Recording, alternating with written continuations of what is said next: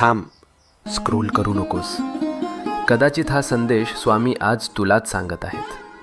आपण सगळे प्रार्थना करतो ना, रात्री उशीवर डोकं ठेवल्यावर मनातलं सगळं देवाला सांगतो आणि मनापासून अपेक्षा करतो की उद्या काहीतरी बदल होईल.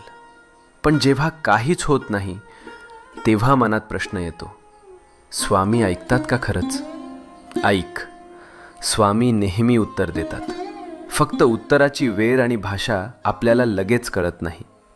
जेव्हा काही आपल्या भल्यासाठी असतं तेव्हा स्वामी हो म्हणतात. जेव्हा ते आपल्याला दुखवणार असतं तेव्हा स्वामी नाही म्हणतात.